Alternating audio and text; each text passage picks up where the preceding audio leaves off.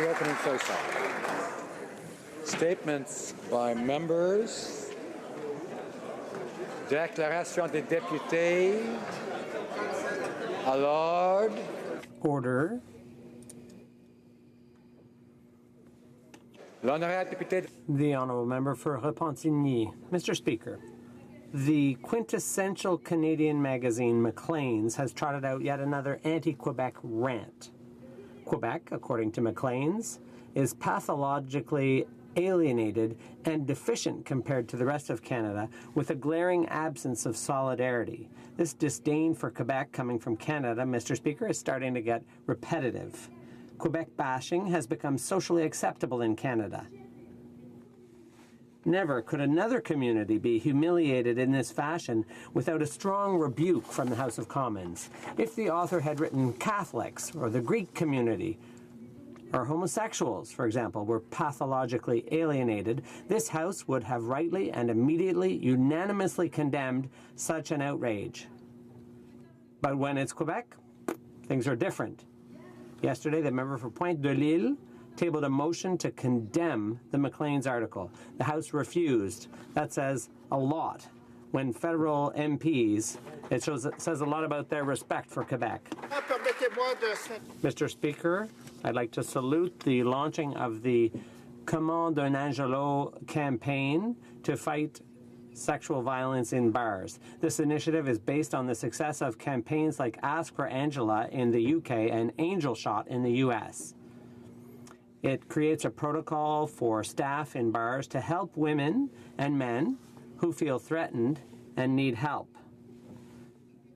The person who fears for their safety has only to order an Angel Shot with one of the following three specifications: with ice, without ice, or with lime. Each of these options accentuates the degree of security sought out by the potential victim. I would invite my colleagues to support this initiative by making their respective communities aware of it. The honourable member for Beauport-Limoilou. Mr. Speaker, in this year of 2017, all Canadians from coast to coast to coast share an undeniable desire to celebrate proudly the 150th anniversary of our great federation. That is why, from the very start of my term of office in Beauport-Limoilou, I set for myself the goal of creating unique festivities for all constituents. So with great pride, I announced today, in cooperation with the Limoilou en Vrac and the Société d'Art et d'Histoire de Beauport, that there will this summer in my riding be two celebrations of the 150th, one in Parc Cartier-Brébeuf and the other in the Vieux Beauport. These will be historical celebrations and family activities. Each event is very promising, and that's why we expect tens of thousands of constituents from Beauport-Limoilou to turn out. I'd like to point out that these festivities highlight the existence of Canada, its strength, its courage, its dynamism, its audacity, and especially the extraordinary people who live in Canada day after day. The honourable member for Rosemont-la-Petite-Patrie.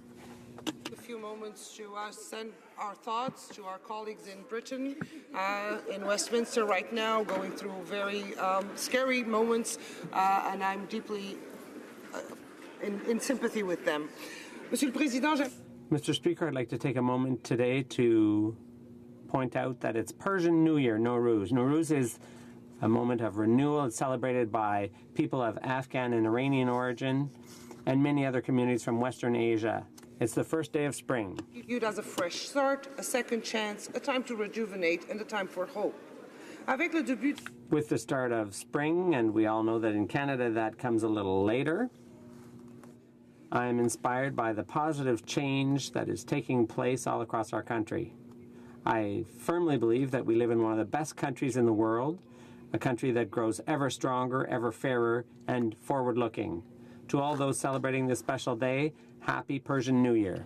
The honourable member for Rosemont-la-Petite-Patrie. Mr. Speaker, I'd like to congratulate the Armenian community for its contribution to our communities. There's a whole host of Armenian organizations that contribute to improving our society. One of them is the Armenian General Benevolent Union, which is celebrating its 60th anniversary in Canada today. The AGBU has community centers where services are provided to all age groups, whether it's the youngest scouts, the bees, sports teams, or seniors. There's Saturday school that provides dance, painting, and photography for young people. And the AGBU is very important when it comes to education. In Montreal, there's the Alex Manoujian School. They transmit Armenian culture, and they also respond to crises. The school also opens its doors widely to refugees who need to learn French. Congratulations to the AGBU on its 60th anniversary. Vaughn. Mr. Speaker, I also want to mention today that my thoughts are with those in London struggling with the tragedy unfolding there at the moment. I rise today, though, to honour the life and community contributions of Isabella Ferrara of Vaughan, who suddenly passed away on February the 13th. Isabella was a social activist and a strong advocate for seniors' causes. She believed an active social life could help provide important supports for many seniors. Her work, both as a president of the Pine York Seniors Club and the founder of Savvy, Seniors Association of Vaughan Initiative, was instrumental in forging a vibrant, tightly knit and healthy seniors community in Vaughan. In recognition of her significant contribution, Isabella received awards across all levels of government: the Order of Vaughan, the Ontario Seniors Achievement Award, and the Queen Elizabeth II Diamond Jubilee Medal. Our thoughts are with Vince, her husband, who was always supportive of her activities, and her family. Isabella Ferrara is an example to us all of a life well lived. Grazie. The honourable member for Battle River Crowfoot. Mr. Speaker, our thoughts and prayers, yes, are with the British Parliament today as well. Mr. Speaker, tomorrow the Drumheller and District Chamber of Commerce will hold its 2017 annual general meeting. I wish the Chamber of Commerce members all the best during their deliberations. We know that the citizens in Drumheller and surrounding communities, like many places in our province and country, count on the work of a strong local Chamber of Commerce. The hard work accomplished by members of local chambers facilitates prosperous businesses and help provide jobs and economic growth in the communities where they serve. It is important for all of us to work together in the current difficult economic times. All across my large and mainly rural riding of Battle River Crowfoot, the folk in many small towns, villages and hamlets benefit from the work of our local volunteers who provide their time and effort in support of their local economies, both large and small. All members of Parliament in this House should make an effort to acknowledge the good work of their local community leaders who contribute to the work of a local Chamber of Commerce. Thank you. The honourable member for St. John's East. Mr. Speaker, the Honourable James A. McGraw, former member of this House and 8th Lieutenant Governor of Newfoundland, passed away on February 28th. He was a generous and charismatic figure and a staunch defender of Newfoundland. Jim was born in Buckins in 1932 to a family of 13 and was first elected in 1957 to our riding of St. John's East. In his 7 parliaments, he distinguished himself in countless ways, notably as Minister of Fisheries, and also by authoring a report on the reform of our House of Commons, a report which led to our Speaker being elected by secret ballot. In 1986, he accepted an appointment as Lieutenant Governor of Newfoundland, an office he served until 1991. McGraw's devotion to Newfoundland and Labrador and its people continued throughout his life, including support for education and the arts. He is survived by his wife, Margaret, and 3 generations of children, some of whom are celebrating with us here today. To the Honourable James McGraw and his family, thank you for a lifetime of public service.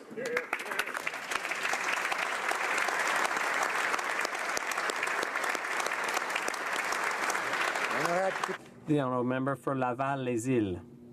Mr. Speaker, the riding of Laval-les-Îles harbors an exceptional community of over 11,000 people from the Hellenic Republic. These families had the courage to immigrate to Canada and to establish themselves here and to share their cultural heritage. They participated in the growth of multiculturalism in Canada. The Greek community is inclusive and shows great solidarity and has built strong ties with people in the surrounding community. They have contributed to human development. The national celebration of Greek independence is celebrated on March 25th with great fanfare, and I will be a full participant in those celebrations. Happy National Celebration of Greece to the entire Greek community in Laval-les-Îles, in Laval, and in Canada. Hail Greece! The honourable member for Kitchener-Conestoga. Mr. Speaker, this year marks the 60th anniversary of the Canadian branch of the Armenian General Benevolent Union. The AGBU in Canada is a member of the worldwide Armenian family, sharing its proud heritage. The AGBU is the world's largest nonprofit organization headquartered in New York City, with an annual budget of around $50 million made possible by countless benefactors. Each year, the AGBU is committed to making a difference in the lives of 500,000 people across Armenia, Nagorno-Karabakh, and in the Armenian diaspora. It has an active presence in 31 countries and 74 cities and addresses the needs of Armenians in traditional and progressive programs worldwide, from schools, scouts, camps, support for the arts, internships, virtual learning, and young professional networks. On their 60th anniversary, I want to salute the Armenian General Benevolent Union leadership, their volunteers, and benefactors. Hear, hear. Thank you, Mr. Speaker. The honourable member for Rivière-des-Mille-Îles. Mr. Speaker, in 1957, the largest Armenian not-for-profit organization in the world, the Armenian General Benevolent Union, set up shop in Montreal. It was the beginning of 60 years of an outstanding mission to serve the community through educational, cultural, social, sports, and humanitarian programs. The AGBU is focused on becoming a second home to so many. They offer multi-age, multi-purpose programs and services to their own community, but also to the community at large. Education is one of the AGBU's top priorities. It supports schools like the Alex Manouchian School in Montreal. They came to the support of the Lebanese, Iraqis, Egyptians, and more recently Syrians to provide French language services and settlement services. The Armenian General Benevolent Union in Canada for their 60th anniversary. Merci. Thank you. Honourable member for Willowdale. Mr. Speaker, I'm honored to rise in the House today to mark Nowruz, celebrated by 300 million people with cultural roots in Western and Central Asia. This joyous holiday is a festive occasion that brings together people of different cultures and languages to welcome the spring. A 3,000-year-old tradition, Nowruz is by now also a deeply cherished holiday for thousands of Canadians from coast to coast to coast, including many in my riding of Willowdale. Many here in Canada gathered around the half-scene table to celebrate renewal and the arrival of new beginnings. Allow me to wish them a happy Nowruz. Also, I certainly hope and trust that today's tabling of a new budget by our government in a few hours will be inspired by the very same Nowruz spirit of renewal. It was the Persians, after all, who introduced banking and finance to the world, which seems fitting to mention today. Thank you, Mr. Speaker. Honourable member for Red Deer-Lacombe. Mr. Speaker, it's my honour to rise today on behalf of the Alberta Conservative Caucus to congratulate our friend and former colleague, Jason Kenney. Over the weekend, Jason was elected in convincing fashion as the leader of the Alberta PC Party. First elected to this House in 1997, Jason held many portfolios while he was an MP and cabinet minister, but leader of the Alberta PC Party might be the most important position he's ever held. Jason has been recognized for his tireless work ethic, and he's one of the strongest and most respected voices within the Conservative movement. My friend Brian Jean and Jason are now tasked with a monumental challenge in uniting the Conservative principal parties in Alberta. A task of this magnitude left to lesser individuals might not succeed.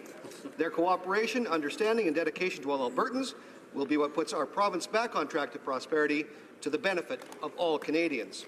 The road may not always be smooth, and there may be disagreements, but the outcome is too important and the stakes are too high. On behalf of the Alberta Conservative Caucus, I want to congratulate Jason on his victory, and we stand ready to restore the Alberta. The honourable member for Lac Saint-Louis. Water Day gains in significance every year as it becomes more and more obvious that water, our most precious and life-giving resource, is under increasing pressure from population growth, overuse, pollution, and the drought and flooding effects of climate change. Au Canada, We are fortunate in Canada to have an abundance of fresh water. We do, however, face water challenges, whether in First Nations or other remote communities that regularly face boil water advisories, or by way of new and emerging contaminants entering our lakes, rivers, and streams. Critical mass of expertise in water resource management. World Water Day is an opportunity to remind ourselves that we are a water nation with a destiny to be a model in freshwater management and a leader in promoting global water security in an increasingly water-stressed world. Bravo. The honourable member for Vancouver East. On International Women's Day, the universe lost a champion of social justice and a staunch advocate for women's rights with the passing of former Vancouver East MP Margaret Mitchell. In 1982, Margaret stood in Parliament and brought attention to the shameful reality that 10% of Canadian women were experiencing domestic violence and was laughed at by the men in the House. Unflinching, Margaret responded, "That's no laughing matter." It was a watershed moment that woke the consciousness of Canada. She was never afraid to take on issues. Margaret was the first MP who stood in the House demanding the federal government to redress the Chinese head tax. She challenged health authorities who wanted to stop the sale of Chinese barbecue pork and duck. Her legacy and fighting spirit will always be felt in Vancouver East. A condolences book is available, and I invite you to share your memories of Margaret with her family and friends. Honourable member for Thornhill. Mr. Speaker, as we have heard, there has been an attack on our mother parliament in Great Britain. There are reports of multiple casualties, including a police officer, in what is being considered a terrorist attack. While the details are still being confirmed, what is known is that today there has been an attack on democracy. Canada and the United Kingdom share many links, bonds, and traditions, including our head of state, our system of government, and now, unfortunately, modern attacks on our parliaments. The scenes out of London will no doubt bring back dark memories for many of us here in the House today. Our thoughts and prayers are with our colleagues across the Atlantic. We thank the police and the security forces that defend these Houses of Parliament, those in the UK, and all houses of democracy around the world. Thank you, Mr. Speaker.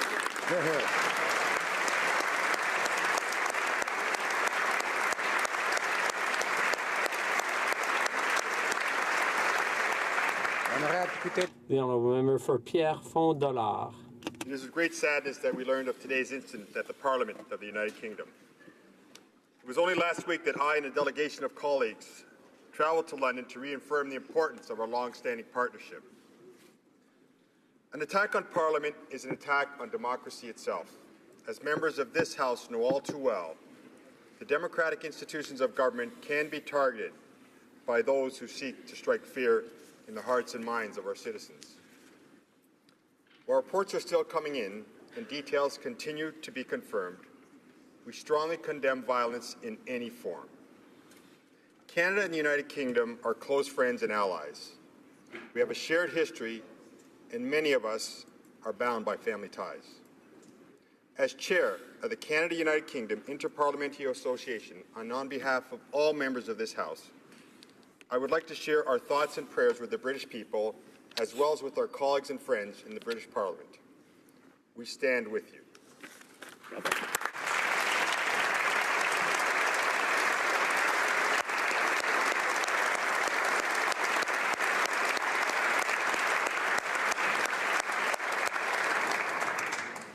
Oral questions, questions orales. The Honourable Leader of the Opposition. Mr. Speaker, today in London, the UK Parliament is the scene of an attack all too familiar to many members of this House and those who work here. While there are still many questions yet to be answered around the circumstances, on behalf of the official opposition, I offer my sincere condolences and prayers to all of those who are affected. Will the Prime Minister join me in condemning these attacks and offer any and all support to our UK friends? Right Honourable Prime Minister. Thank the member for her statement and for her support. We were all saddened to learn about today's incident near the British Parliament in London and express My deepest condolences to the victims of this cowardly attack. The scene unfolding in London is one that is all too familiar to members of this House who were here 2.5 years ago. The attack today against the Parliament of the United Kingdom is an attack on democracy for the world. The seat of democracy is a cowardly and reprehensible act that we condemn in the strongest terms. Canada and the UK are close friends and allies, and our message to the citizens of the United Kingdom and our colleagues in the British Parliament is simple. We stand with you.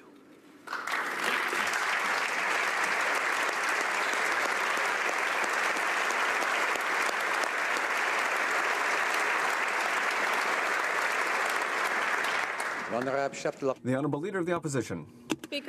Mr. Speaker, Canada has had for decades one of the strongest and most successful immigration and refugee programs in the world. And that is because we have detailed laws, passport requirements, borders, and visas, all to ensure that our system is fair and rules-based. This actually ensures the integrity and the success of our system. So will the Prime Minister strongly signal to all those who want to make Canada their home that they must follow the rules? The Right Honourable Prime Minister. Canada is extraordinarily fortunate because we have citizens who understand that a strong immigration policy is a benefit to the country, but also requires a rigorous process and protected borders. That is why we are ensuring that all Canadian laws are being followed. We continue to make sure that our police agencies and border services have all the resources they need to deal with situations that arise, as, for example, are arising in Manitoba and in Quebec. And we continue to make sure that Canadians are confident that our system is strong and solid. The Honourable Leader of the Opposition. Thank you, Mr. Speaker. Mr. Speaker, it was about a year ago the Prime Minister tried to push through changes to Parliament's rules to silence the opposition. Now, that attempt ended in complete failure and he had to back down. But yet, here he is again, at it again, wanting to centralize his power. This time he wants to shut down debate, and he only wants to show up for question period 1 day a week. Why is the Prime Minister so determined to avoid accountability? The Right Honourable Prime Minister. On the contrary, Mr. Speaker, we are pleased to put out a broad discussion paper on how we can make improvements to the functioning of this House of Commons so that members can better hold the government to account, so we can move forward on legislation, so we can make better work-life balance for the many individuals with young families in this House, do a better job of working efficiently here in Ottawa while serving our constituents back at home. I'm excited to be launching an open conversation for all members of this House to participate in, and I encourage the members opposite to continue to contribute their thoughtful ideas to this process. Order. The Honourable Leader of the Opposition. Speaker, the Prime Minister's plan undermines the very principles of responsible and accountable government. The fact that the Prime Minister doesn't want to show up to answer questions more than once a week shows how little respect he has for Canada's Parliament. Now, as inconvenient as he thinks it is, Parliament is actually the seat of our democracy, and central to that is the role of the opposition. So can the Prime Minister explain to us why he's willing to undermine our system of democracy simply to get out of answering tough questions?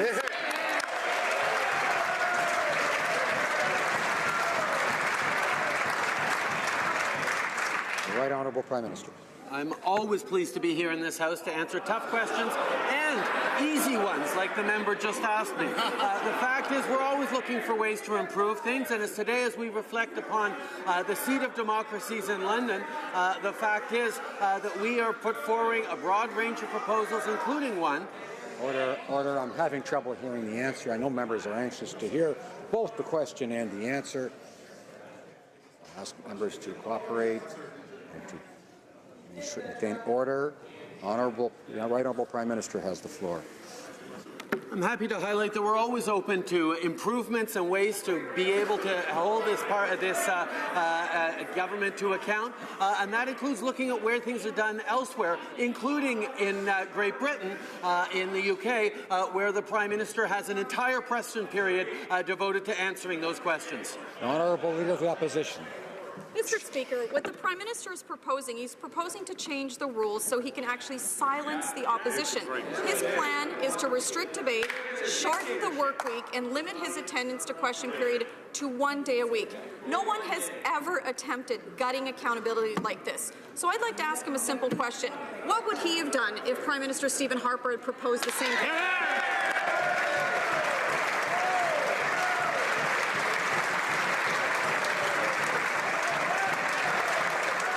Right Honourable Prime Minister. The previous government would not have put out an open discussion paper, or would not have engaged with the opposition, have proposed months of discussion in committee on the best way to move forward. We are happy to be launching an open conversation on how to improve the functioning of this Parliament in a way that meets the needs of Canadian families and Canadian members of Parliament. The fact is, we're happy that we're launching in an open way an important conversation that apparently the members opposite really don't want to have. The Honourable Member for Outremont. As is often the case, we didn't actually get an answer to the question from the Leader of the Opposition. This Prime Minister is going further than Stephen Harper would have ever dared to do, and telling Canadians he only wants to show up in question period once a week. So I'm going to ask the question again. What would the Prime Minister's reaction have been if Stephen Harper had dared to propose what he's proposing?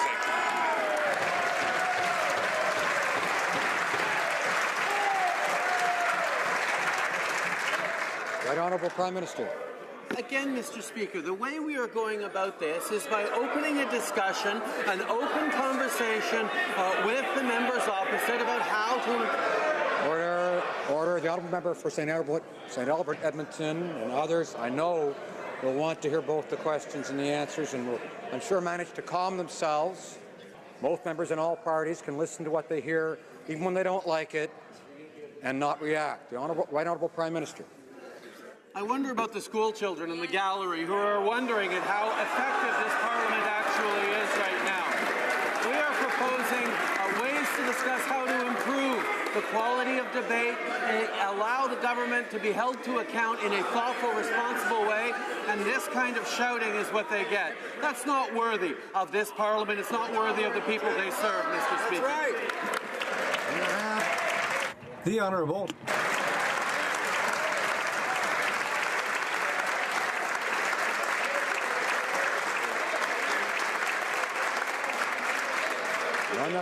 The Honourable Member for Outremont.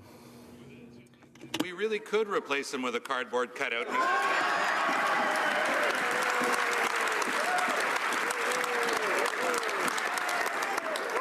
And his peanut gallery would never notice the difference.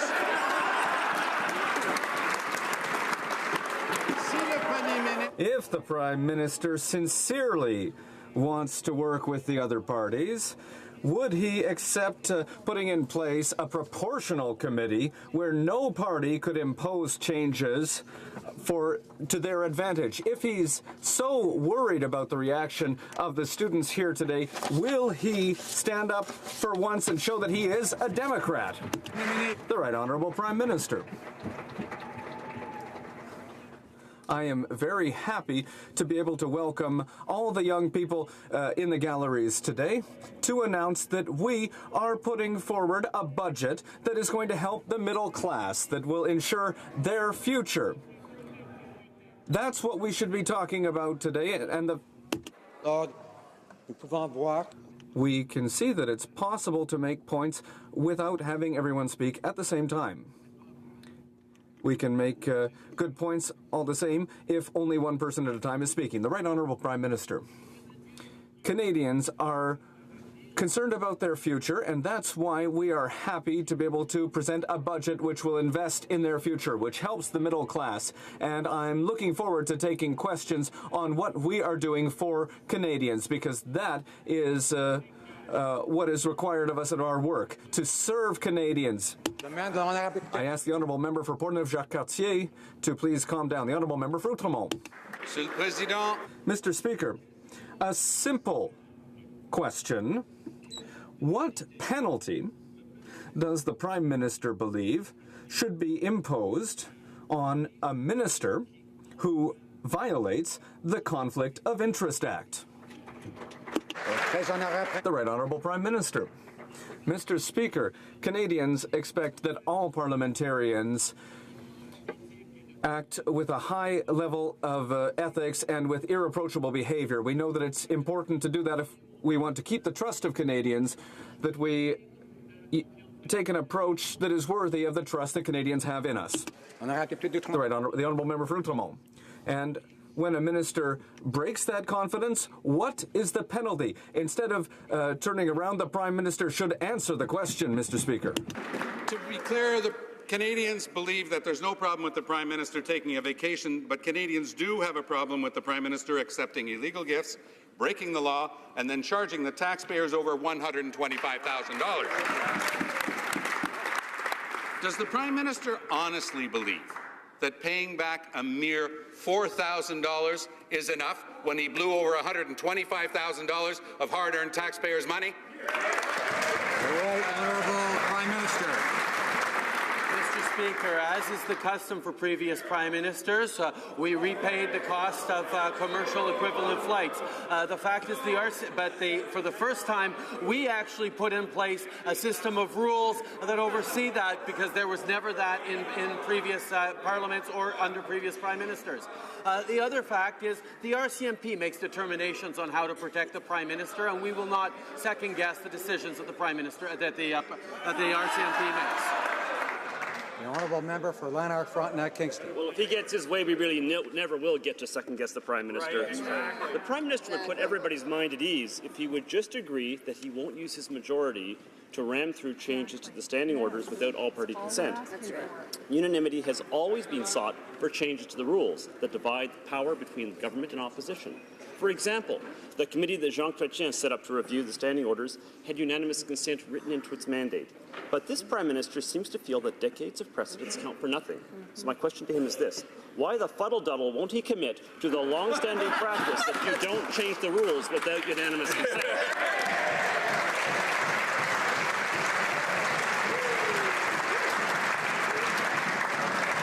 Members know we can't do indirectly what we can't say directly. And I'd encourage them to be judicious in their choice of words. The Honourable Government House Leader. Mr. Speaker, I appreciate the opportunity to rise and to respond to the member's question and to remind all Canadians that we have shared a discussion paper with members of Parliament as well as the public. This government, including myself, respects the work of the committee, and I believe that they have the opportunity to have an honest conversation. I actually appreciate a lot of the work that the member opposite has done. I know the committee sat late last night, and I know that conversation is starting. All we are asking is let's have a constructive conversation to really modernize the way this place works. Thank you, Mr. Speaker. Honourable Member for Banff, Airdrie. Mr. Speaker, the Prime Minister once expressed his admiration for the basic dictatorship of China. Well, now it turns out that he's trying to bring that dictatorship to life right here in Canada. He's trying to avoid any accountability to Canadians by limiting debate and by giving the Liberals unprecedented control over the House of Commons and its committees. And on top of this, he wants to give all his Liberal MPs Fridays off, and it turns out he himself only wants to show up to work one day a week. So, Mr. Speaker, why does the Prime Minister have such a blatant disregard for being held accountable to Canadians? Honourable Government House Leader. As I have shared with members in this House as well as with Canadians, our objective has always been to ensure that Parliament is more relevant for Canadians, to ensure that we can make this place more efficient, more predictable, more transparent, and more accountable. That is the purpose of the discussion paper. It's a conversation we would like to have with all colleagues in this place. I'm also encouraging Canadians to be part of this conversation. As we all know, this place belongs to Canadians, and that's exactly who we're here to serve. Thank you, Mr. Speaker. The Honourable Member for Portneuf-Jacques-Cartier. Mr. Speaker, Canadians get up and go to work every morning to earn a living, and yet this government is thinking about cutting our working hours here in Ottawa. What a great example they're setting. Work less to spend more. What a great example, Mr. Speaker. Even thinking about it is immoral, and yet they claim that it's just a consultation. This Liberal government, will it get to work to create a prosperous Canada? Will this government respect all MPs and commit to getting unanimous consent for any rule changes? The Honourable Government House Leader. Mr. Speaker, our government recognizes the importance and the important work that MPs do both here in this House and in their ridings. During the election campaign, we committed to modernizing Parliament to make it a workplace that is appropriate for the 21st century. Our goal is to ensure that Parliament be relevant to Canadians and that it be accountable, predictable and transparent. Thank you. For Chilliwack, HoC. Well, Mr. Speaker, the Liberals say they want to make Parliament more predictable. The only thing predictable around here is that the Liberals will do whatever it takes, including rigging the rules, to avoid accountability. Predictably, the Prime Minister only likes to show up to places where it's all selfies, slogans, and superficiality. So when he finds an opposition instead of an audience, he predictably heads for the exits, since he loves to be loved. Will the Liberal whip demand his MPs start applauding the Prime Minister more often so that he could be predicted to maybe show up here for question period more than once a week? Honourable Government House Leader. Mr. Speaker, a discussion paper that I released was made available for members of Parliament as well as Canadians. I believe it's a reasonable discussion paper encouraging members in this place to have a conversation, to have a discussion. The member opposite is misrepresenting the document as there's many ideas being shared. We would like to see people actually bringing and having a thoughtful conversation where we can have opposing views, but really come to modernizing this place and bringing it into the 21st century. Thank you, Mr. Speaker. Honourable Opposition House Leader. Mr. Speaker, the government or the House Leader introduced a discussion paper and then mere days later tried to ram that and is currently ramming that discussion paper through Parliament. This is not a discussion. This is not a conversation. This is a dictatorship. I implore the House Leader, I implore the government, all we are asking for is that we will all be able to come in agreement as precedent has set before any major changes are made. I'm asking the government to reset this horrid mess they've created and listen to all of us before any changes are made.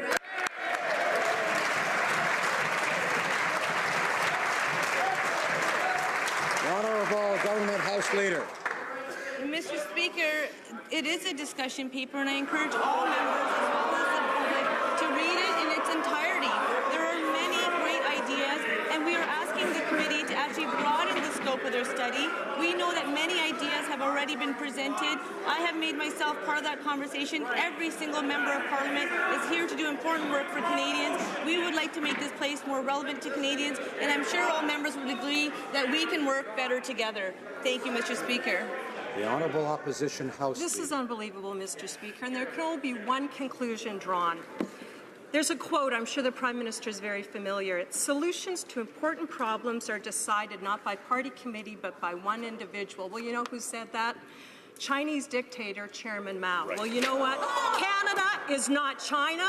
Canada is not a dictatorship. Mr. Speaker, the Prime Minister is not the supreme emperor, so maybe he could do Canadians a favor, go take another vacation, and don't come back until he's ready to stop acting like those dictators.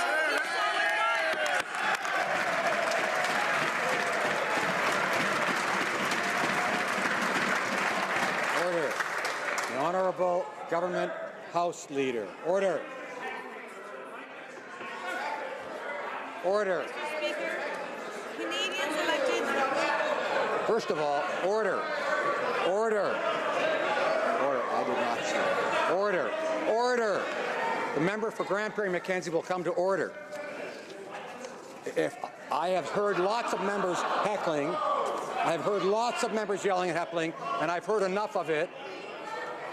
The Honourable Government House Leader has the floor. Order.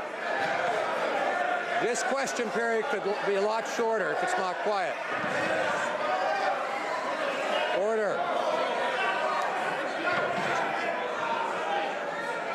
Order. The Speaker can only see so much, folks. Order. And I can only put up with so much. And I'm looking in all directions. The Honourable Government House Leader has the floor. We'll have some order. Mr. Speaker, I do believe that this is actually demonstrating more of a reason why this conversation and discussion is necessary. Every single member of Parliament is elected by their constituents to represent their voice in this place. It is important for us to have these conversations so that we can better serve the Canadians that we are here to represent. These are tough conversations, I agree, but I think they're important conversations for us to have, and that's why I released a discussion paper not only for members of Parliament, for the public to also participate in so that we can have the important conversations that we need to have. Thank you, Mr. Speaker. The Honourable Member for Cowichan, Mellahut, Langford. Mr. Speaker, in an unprecedented act, the federal government is dropping its judicial case against 36 individuals arrested in the largest anti-mafia sting since the Rizzuto case. Thanks to Liberal dithering, serious criminal charges are being either stayed or withdrawn. Is this the reason that the Liberal government is abandoning its case? Is the Minister of Justice going to throw 6 years of anti-mafia investigations in the trash because they refuse to provide proper resources for our justice system? Yes. Honourable Minister of Justice. Well, Mr. Speaker, decisions such as this are made by the Public Prosecution Service, which is independent of government, and I will say that there are still charges pending in this case. Further to that, I will use this opportunity again to talk about the reforms that we're making, the comprehensive review that we're taking to the criminal justice system, including sentencing reform, looking at bail reform. We introduced an open and transparent process for judges to ensure public safety, respect for victims, and respect for the Charter. I look forward to continuing this work. The Honourable Member for Jonquière. Mr. Speaker, well, it's budget day and expectations are high when it comes to the future of thousands of jobs in the softwood lumber sector in Saguenay and across Quebec. We're still waiting for the government to show us a draft support plan for the forestry sector. The government has a unique opportunity to show that it's taken the possibility of a trade war with the United States seriously by showing a Plan B, for example, with loan guarantees. Will the government finally stand up once and for all to show that it's really ready to act to defend our forestry workers in Saguenay and Quebec? The Honourable Minister of Natural Resources. Mr. Speaker, as I said yesterday, Mr. Speaker, we recognize the importance of the forestry sector in Canada. We have started a very good conversation with the provinces who will be affected or could be affected by new measures. We will take concerted measures to protect jobs in Canada. Canadians can count on us. Member for Red Deer Lacombe. Mr. Speaker, the Prime Minister thinks he's elected royalty, and Canadians should lavish him with exotic island vacations, nannies, and a jet-setting lifestyle.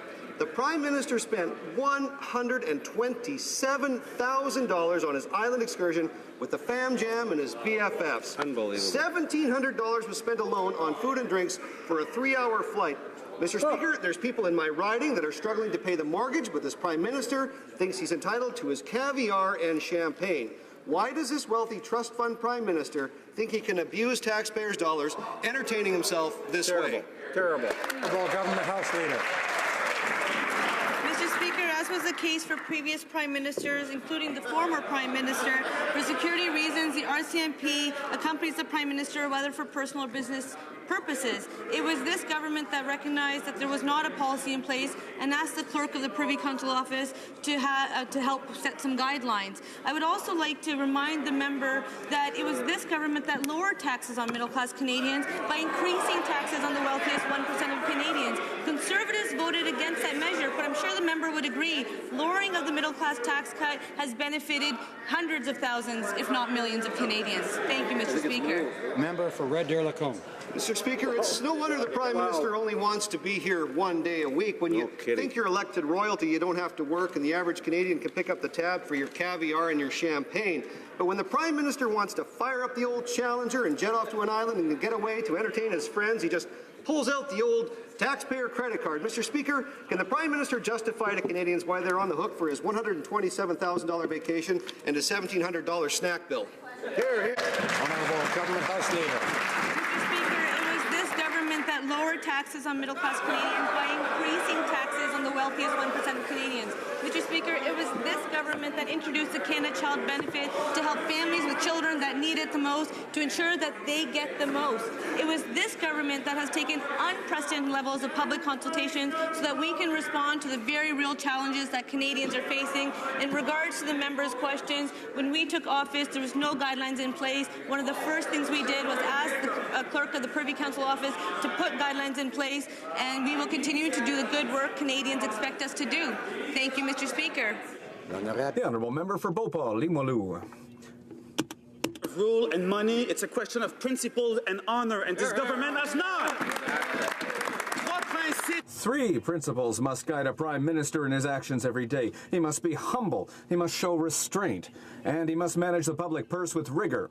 Mr. Speaker, when will this Prime Minister finally act with honor, set a good example, and stop wasting Canadians' money? The Honourable Government House Leader. Mr. Speaker, as was the case with previous Prime Ministers, the RCMP security detail always accompanies the Prime Minister when the Prime Minister is traveling, whether that be for personal or business travel. One of the first things that we did after being elected was to ask the clerk of the Privy Council to create guidelines around travel for the Prime Minister, the Prime Minister's family and guests. Thank you. Mr. Speaker, I'm interested to know how much the Finance Minister will put in the budget for the Prime Minister's future vacations to Billionaire Island. We just learned that it cost taxpayers $127,000 the last time, and that's before we add the cost of the Ethics Commissioner's investigation. When will the Prime Minister realize that real Canadians are struggling to make ends meet, and they can't afford and they don't want to pay for his lavish lifestyle? The Honourable Government House Leader. Our government on a plan to grow the economy and strengthen the middle class, and we are delivering on that very commitment. Over the last 6 months, almost 220,000 jobs were created, majority of which were full-time jobs. This is the strongest 6 months of job growth in almost a decade. This is evidence that the plan that we have put in place is working. We will continue to make the necessary investments in Budget 2017 to continue to strengthen the middle class and those working hard to join it and to create the conditions for growth of our economy. Thank you, Mr. Speaker. Honourable Member for Saskatoon West. Thank you, Mr. Speaker. You know, the Liberals love to talk up the Canada Child Benefit. It was supposed to help 9 million children out of poverty. But in my riding, there are many families who have to jump through one hoop after another just to submit a claim. What good is a benefit if families that really need it aren't getting it? How many eligible parents have yet to receive the Canada Child Benefit? And when will this government shift its priorities from protecting the wealthiest to making life more affordable for all Canadians? Minister of Social Development. Thank you, Mr. Speaker. All members of this House are delighted with the introduction of the Canada Child Benefit, which is the most important social policy innovation in a generation, because we're not sending benefits and checks to families of millionaires anymore. We're able to help 9 families out of 10. This, Mr. Speaker, is a family of 6 million children across Canada with, on average, $200 per month, non-taxable, than the earlier inequitable tax system. The member for Salaberry-Sur-Roi. Mr. Speaker, the Service Alimentaire Communautaire, le SAC, has offered a unique food assistance service to families in Salaberry to Valleyfield since 2001, but it is at risk of closing its doors and leaving vulnerable families in need unless it gets emergency assistance from the federal government. A letter was sent to the minister a month ago. The organization and citizens in my riding are still waiting for an answer since then. More and more families in our region are having trouble feeding themselves. Last December, use of food banks went up by 300%. When does the minister plan to act? The Honourable Minister of Social Development. Thank you, Mr. Speaker.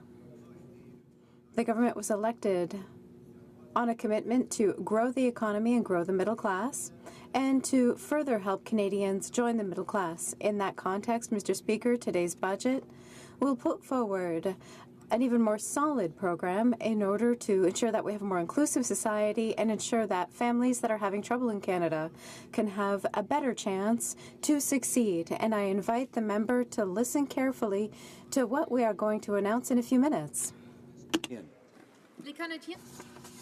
Canadians are proud that their government takes openness and transparency seriously, and they appreciate that their government gets them involved to find solutions to problems. Now, it is the international community that is demonstrating its trust in Canada, in its leadership, and in its efforts to be open. Can the minister explain to the House Canada's new international role now that we have been elected to the steering committee for the Open Government Partnership? President du Conseil du Trésor. President of the Treasury Board. Mr. Speaker, I am proud that Canada was elected by our international partners to one of the 4 seats of the steering committee of the Open Government Partnership. This partnership is an international organization that includes 315 countries and hundreds of civil society groups. We are going to contribute to promoting a worldwide movement towards a more open government and more accountable. Thank you, Mr. Speaker. Interlake East. Mr. Speaker, the Minister of National Defence has been playing fast and loose with the truth. First, it was the Liberals' fabricated fighter jet capability gap, which was really a Liberal credibility gap. Then the minister put an unprecedented gag order on D&D officials and stifled debate right here in Parliament. And now the Defence Minister says it wasn't him who cut danger pay from our troops fighting ISIS, but I have a document right here with his signature on it that proves it was.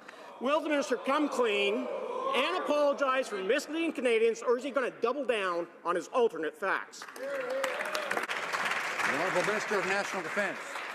Speaker, I understand that the member opposite might be feeling a little bit of guilt from at times when he was the parliamentary secretary sending our troops overseas without the tax exemption, and that was the original question from yesterday. And we, as I told him very openly, that we looked at the problem in February 2016, sent a letter to the finance minister, we were able to get this changed. There are rules that are in place in 2014 that we are now reviewing so that we can make sure that when we send troops that they don't have to deal with this issue ever again. Thank you, Mr. Speaker. The Honourable Member for Charbot, Haute-Saint-Charles. When I was a young man in the Army, I was taught to be honest. Unfortunately, this training wasn't given to everyone, from what I've seen, because the minister distorts reality when it suits him. He invented a capability gap because that way he could buy Super Hornets from his friends at Boeing.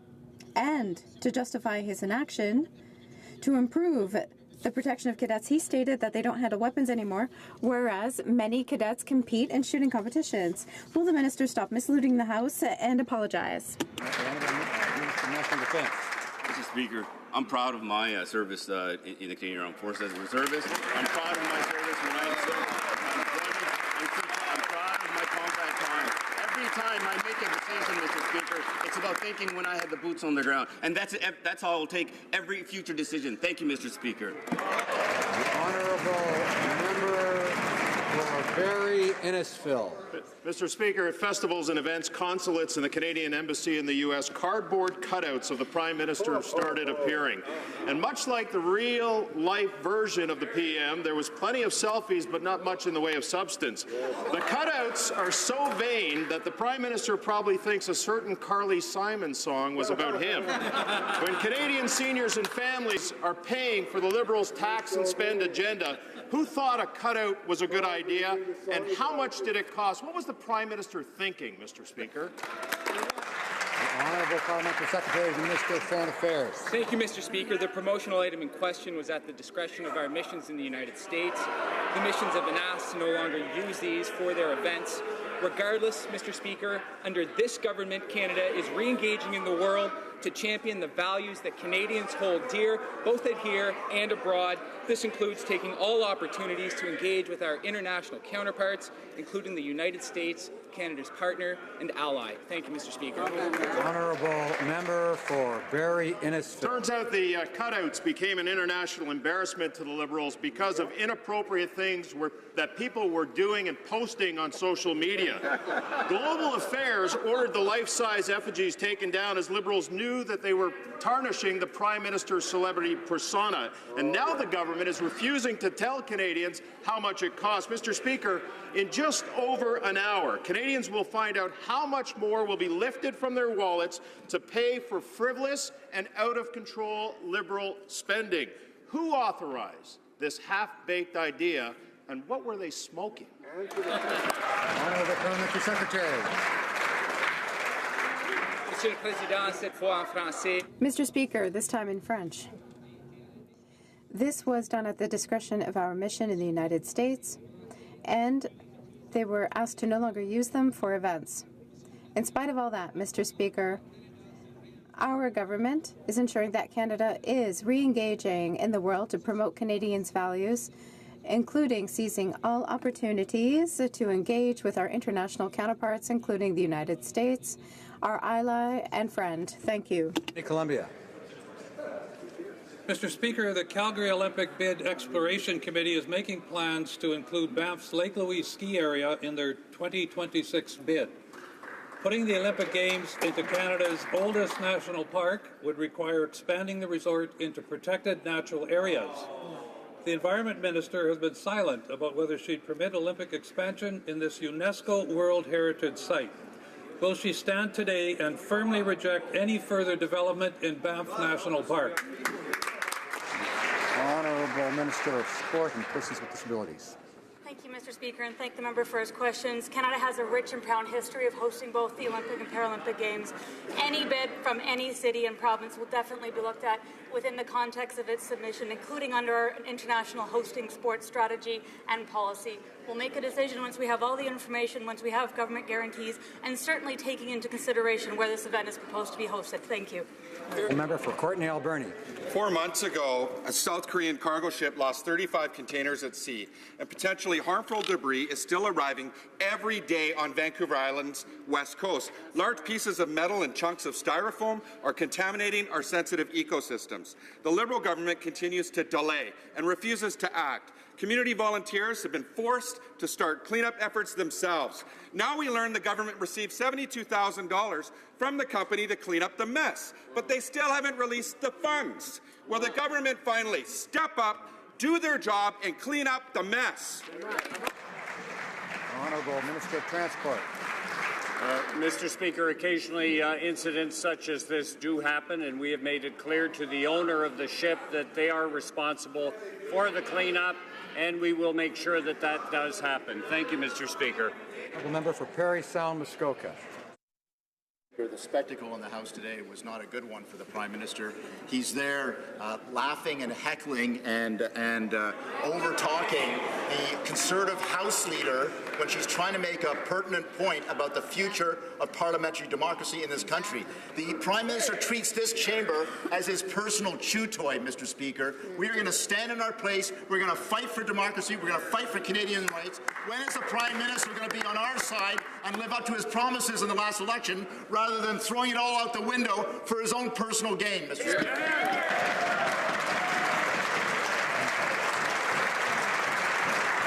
Honourable Government House Leader. Mr. Speaker, I appreciate once again the opportunity to rise in this House and to talk about an important discussion paper that I presented to members of Parliament as well as the public, an important conversation that needs to take place. It's important that we read the document in its entirety. I remember when I was growing up that I talked about change and the importance of change, and I remember a good friend of mine saying to me that change starts with me. Every single one of us have a responsibility to Canadians to be part of this conversation. I know we can have a good conversation, a meaningful, constructive conversation, and I encourage all members to be part of it. Thank you, Mr. Speaker. Honourable member for Provencher. Mr. Speaker, the Liberals campaigned on a promise of real change. This is real change. A move from democracy to, what is this, dictatorship? The Chinese style of dictatorship that this Prime Minister seems to prefer is creeping its way into committees. Discussions are more like directives. Mr. Speaker, I'd like to ask the Vice Chair of the Standing Committee for the Procedures and House Affairs, what is the schedule, what is the agenda, what are the priorities of the Committee of the Procedure of House Affairs? Hear, hear.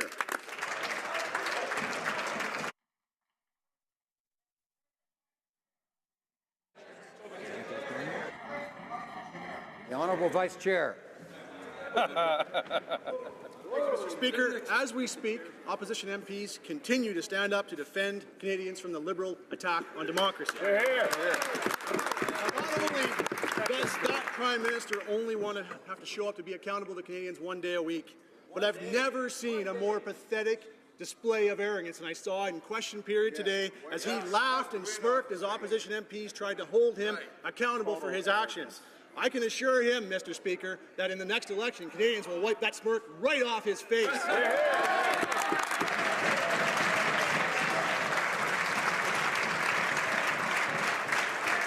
Honourable Member for Calgary Nose Hill. Mr. Speaker, this Prime Minister purports to be a feminist. Yet when a strong, confident woman dares to question his arrogance and unilaterally changing the fundamentals of Canadian democracy, he tries to stare her down and yell at her, Mr. Speaker. So will this so-called feminist stand up and apologize to my colleagues, or will he once again make a woman do his dirty work for him?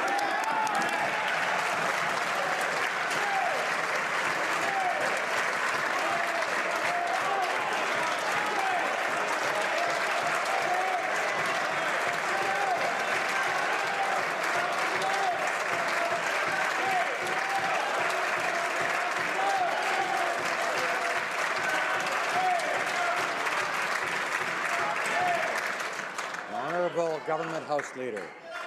Mr. Speaker, I'm very proud to be a strong woman that's been empowered by a government to have a voice and help create the change that we were elected to create. This House, it's clear, this House needs modernization. This House needs this conversation. This House needs a solid, substantial discussion, and that's exactly what I'm encouraging all of us to do. Each of us has a role. Each of us represents a riding. We represent Canadians all together. Let's work better together, Mr. Speaker. Thank you, Mr. Speaker. The Honourable Member for Sackville, Preston, Chesapeake. Mr. Speaker, today I have the honour of speaking about young community leaders that are part of my riding's youth council. They are especially interested by the environment, and they want to know how they can better engage to help the government. Climate change, if she could share with the House how the young people in Canada could get more involved and play a bigger role in climate change. Thank you. The Honourable Minister of Environment. I want to thank the member for Sackville, Preston, Chesapeake for his question. It's unfortunate that our young people are already seeing the impact of climate change on their communities, and I'm very pleased that they are part of the solution by reducing waste, by favoring sustainable transportation, and protecting natural spaces. Canadians to submit their bold ideas for clean growth to the North American Youth Innovation Challenge. Winners will receive $5,000 and will have a chance to pitch their innovation to myself and my counterparts from Mexico and the United States. The Honourable Member for Lévis-Lobinière.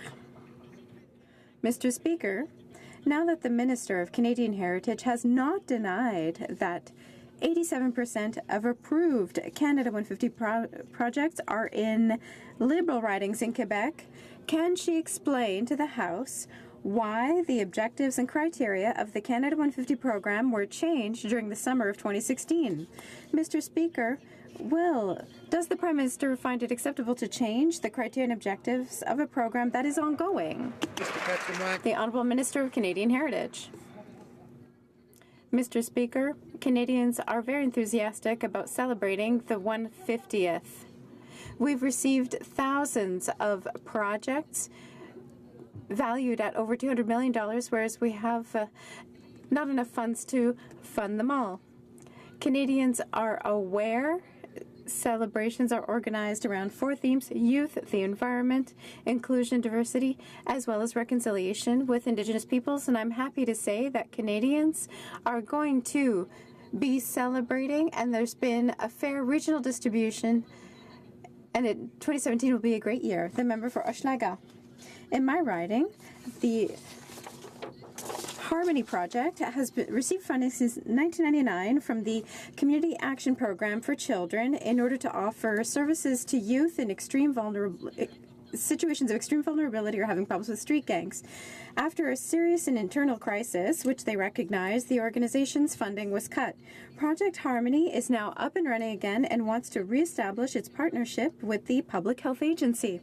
Will the Minister act to support this important project? The Honourable Minister of Health. I assume that the member opposite was speaking about the Community Action Fund, and I know that I've heard from several members of this House about the importance of the Community Action Fund. The Public Health Agency of Canada is making sure that all programs that are doing this good work and this important work are making sure that they have the resources that are necessary for them, working with the provinces and territories in that regard, and we look forward to continuing to support this kind of work. For Pitt Meadows, Maple Ridge. Mr. Speaker, in my riding of Pitt Meadows, Maple Ridge, I see more and more entrepreneurs and businesses either starting up something new in the clean tech sector or creating a business line that offers clean tech innovation. In a recent report on BC's clean tech sector, it was reported that there are now 273 clean tech companies with 8,650 jobs based in BC.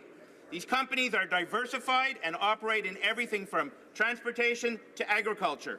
Mr. Speaker, could the Minister of Innovation, Science and Economic Development please share with us what the government is doing to support this sector and create good quality jobs? The Honourable Minister.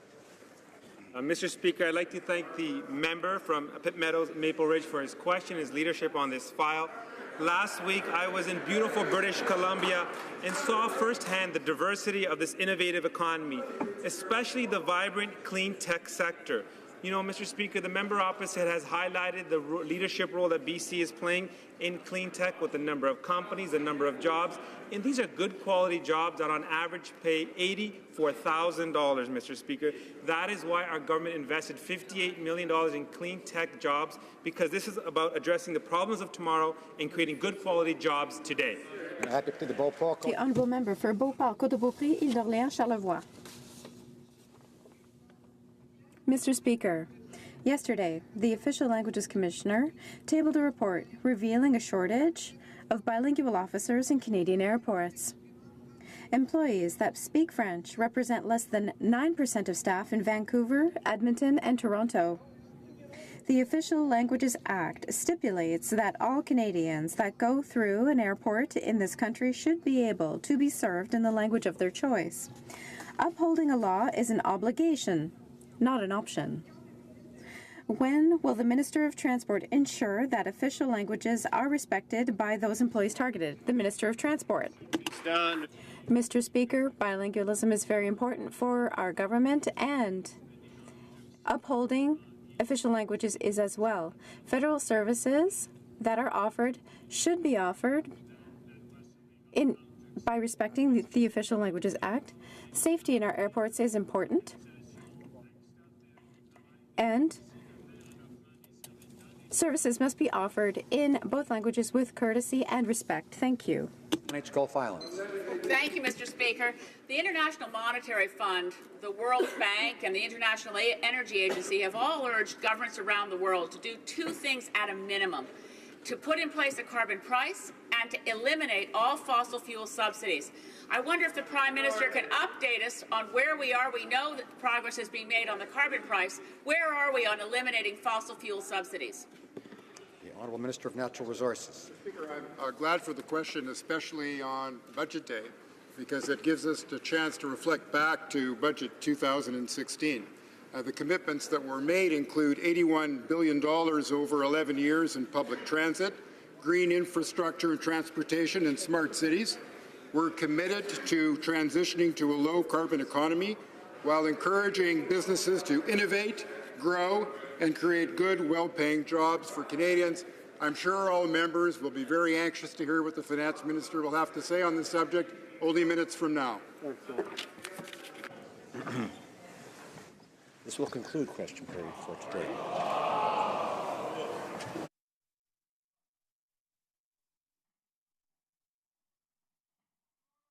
The honourable member for Calgary-Nose Hill is rising on a point of order. Speaker, our purpose during question period is to question to the government and hold them to account. After asking a question today, the government House Leader looked at me and said, "I'm going to get you for this." Unbelievable. In that sense, I believe that my privilege and others here has been violated, and as such, I task you and ask you to look into this matter. Bullying, that's bullying. The honourable government House Leader is rising on the same point of order. Order. We're going to hear the comment.